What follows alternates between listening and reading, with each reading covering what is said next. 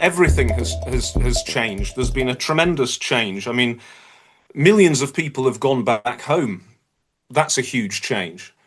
In most parts of the country, bombs are not falling, and it feels like the war is kind of over. So that's a huge change. There's a lot more security. There's more freedom of speech and the ability to disagree. And people can go home. People who were exiled are able to go home. So that's a huge change. But having said that, it depends who you are and where you are, because some people, I've got a good friend, for example, who's an Alawite Mhm. from the Latakia area. And when I went to Latakia, I called him up and I said, "When are you coming to Latakia? Let's meet." He's outside of the country. And he said, "I'm not going back. I'm not going back, and my family are trying to leave." So it depends who you are, how you perceive it. A hell of a lot has happened.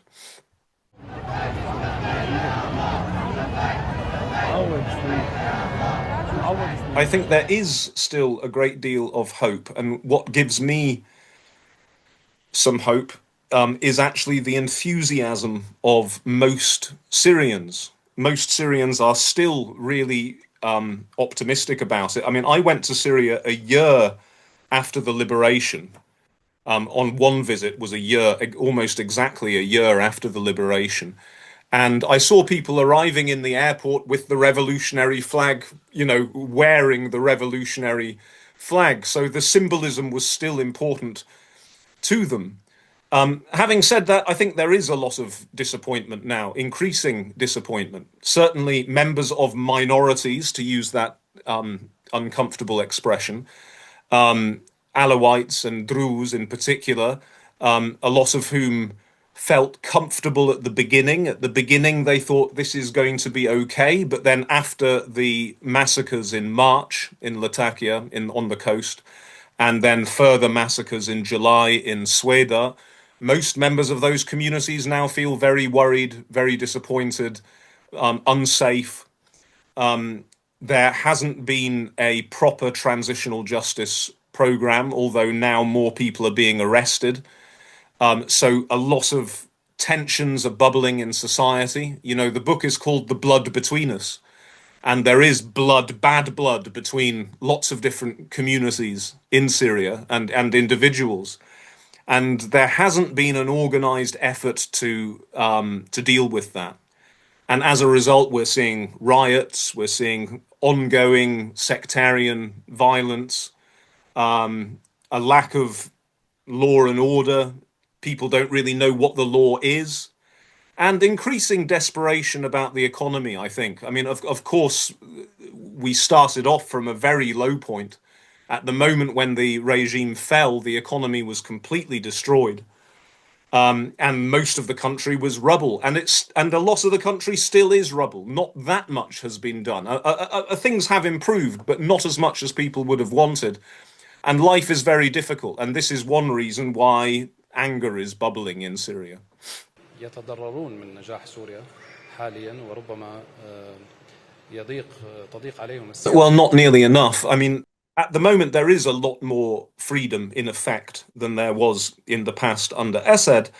But that's because of the absence of government, if you like. It's because the Assad regime has gone. It's because the security forces dissolved, the army dissolved, and the new people have not yet built a big mukhabarat, a big, security intelligence services. In the past, people felt that there was someone listening to every conversation, that you couldn't speak openly.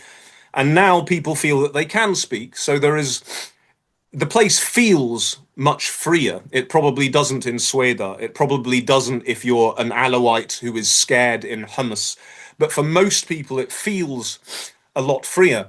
But the new authorities, I think, have not done nearly enough towards moving in the direction of democratic freedoms and human rights and so on.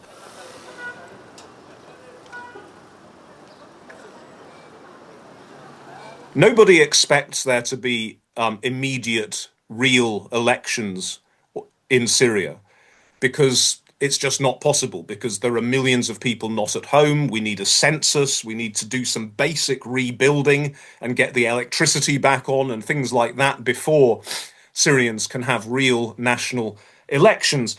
But the government is not doing enough to move towards eventually having elections. You know, for example, there should be a parties law. There should be a law which says that political parties can officially exist, they can have bank accounts, and so on. And that law does not yet exist. I think some people are organizing politically, but they can't do it officially. And that's one sign of the lack of, there hasn't been enough national dialogue. They had something called a national dialogue, which lasted for one day, or really one morning, and then everyone had a big meal and went to sleep in the afternoon. So this is more of a performance of doing democracy than actual democracy, which is a real shame, because Syrians, in some cases, managed to practice democracy during the revolution, and greater, as you said, greater representation and more democracy was one of the reasons for the revolution. There's more democracy on a local level, but we need that to kind of be empowered and to become national.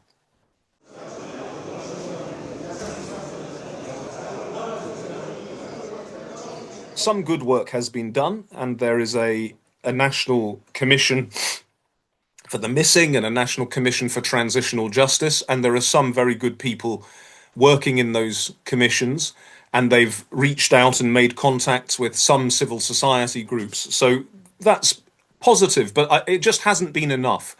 There hasn't been, I have the feeling that the government is not leading here. The government is responding to popular pressure.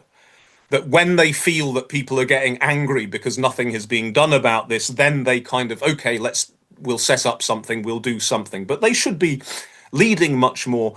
Or better still, they should maybe get out of the way and empower people from civil society to really lead, to really be in charge of this process. It's not just the Assad regime that committed crimes against disappeared people. The Assad regime was by far the biggest offender.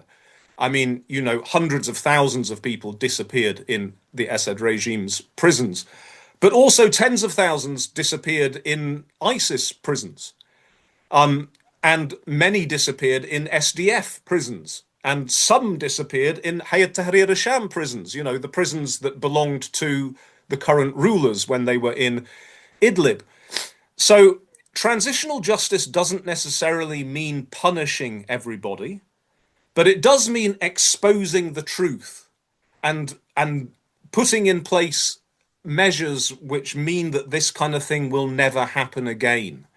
And that's what we really need. We don't necessarily need to see every single torturer or every single criminal or murderer in prison or executed. We need to see them held to account in a wider sense. You know, we need to see the truth being told by everybody, including the current leaders. And then that would really create a new atmosphere in Syria, which would make it much easier to move forward.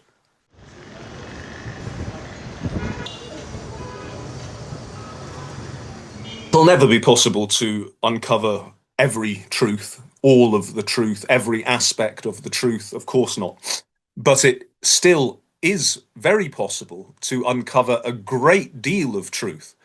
I mean, I work for the Prisons Museum. I'm the English editor of something called the Prisons Museum, a Syrian initiative. And we have two projects at the moment, two websites. One is called the Syria Prisons Museum, which documents the crimes committed in the Assad prison and security system, and the ISIS Prisons Museum, which documents ISIS prisons and the crimes committed in them and mass graves and so on. And we've got a huge amount of information. You know, when the Assad regime fell, we were given permission by the new authorities to take photographs of hundreds of thousands of documents. And also with ISIS, we've got 70,000 ISIS documents in our possession.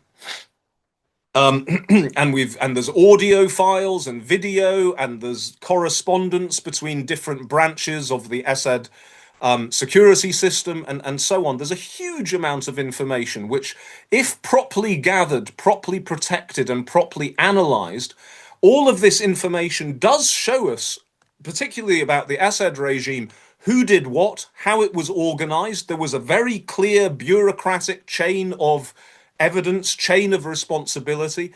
All of that is there. And this belongs to the Syrian people. It belongs primarily to the relatives of the victims, but it also belongs to all of the Syrian people, including Syrians who have not yet been born. You know, our great grandchildren will need to see this information to know what happened in Syria, so as they can make sure that it doesn't happen again. But unfortunately, again, the officials, the authorities are not treating this with the seriousness that it requires. So, for example, our teams at work in Syria have seen members of the security themselves throwing away boxes of documents, throwing them away, just throwing them on the floor, throwing them in the bin, destroying them, burning them. And when they've been asked why, sometimes they've said because there's a lot of evil in these papers. You know, people have informed on their neighbors and we don't want trouble. I understand that. But they need to be, these guys who are, maybe some of these guys throwing the papers away are doing it because they think they're doing something good. But the authorities at the top need to tell them, no, do not throw any of this away. This is our property. This is the national property. This is Syrian property. And it's important. And the papers that you're throwing away may contain information which can tell a Syrian mother what happened to her son. You don't have the right to throw this away. So I wish the whole thing was taken much more seriously. It's very important for Syria moving forward that people can come to terms with the trauma by understanding the facts of what happened.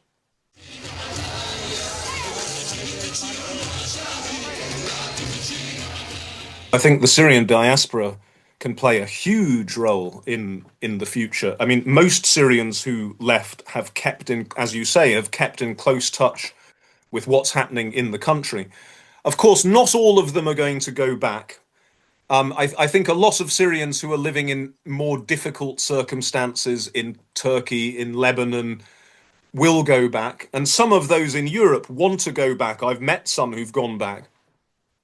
Some won't be able to go back, and that's very understandable. If you've got young children who've never been in Syria or can't remember Syria and they're now in school in a European country or in Turkey, you know, it's maybe cruel to them to take them to Syria. So people won't always be ready to go back themselves. But in terms of their skills, and their money in some cases. You know, there are very wealthy Syrians who've been out of the country for decades. There are Syrians in the United States and the Caribbean and South America who, in some cases, are very successful and wealthy, and business people and doctors and so on. And there are a lot of those people that have wanted to invest in Syria for many years, but have felt unable to do so because of the political oppression and because of the corruption. But if those people are assured in the coming years that there will not be that kind of level of corruption in the future, and that the political repression will not be the same, then I think they will want to invest and go and work there, go and share their skills. You know, I know a Syrian journalist in London, for example, who's been doing workshops with Syrian journalists in Syria.